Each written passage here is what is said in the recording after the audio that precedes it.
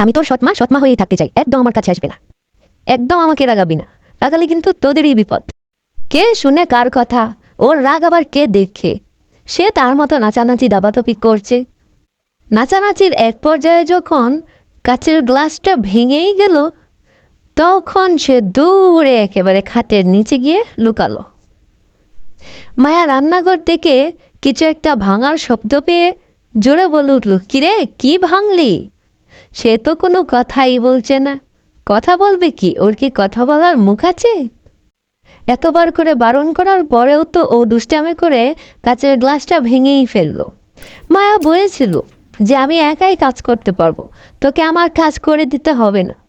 তাও সে বারবার কাজ করতে যাবে, যা পারে না তারও বেশি করবে।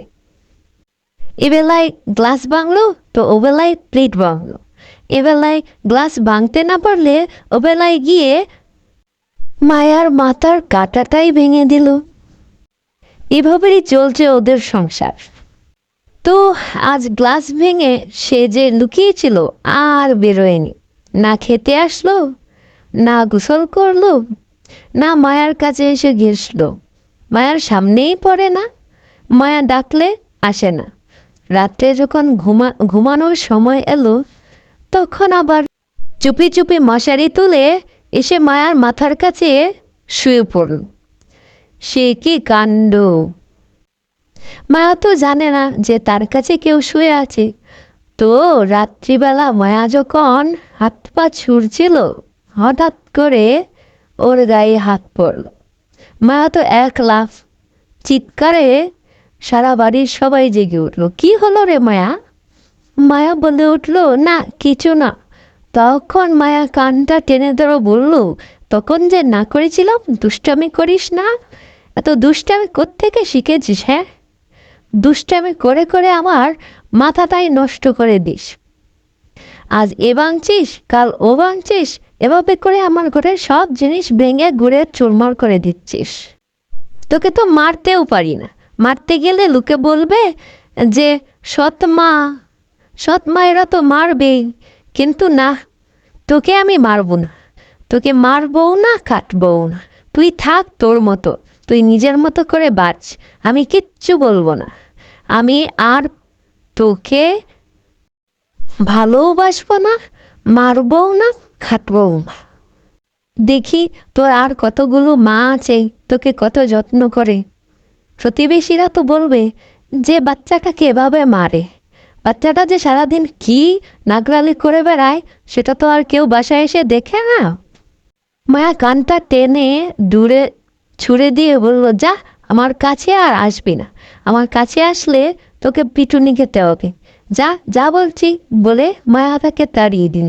বাচ্চাটা কেঁদে কেঁদে চলে গেল। হঠাৎ করে রান্নাঘর থেকে শব্দ এলো, খটাং। সে কি?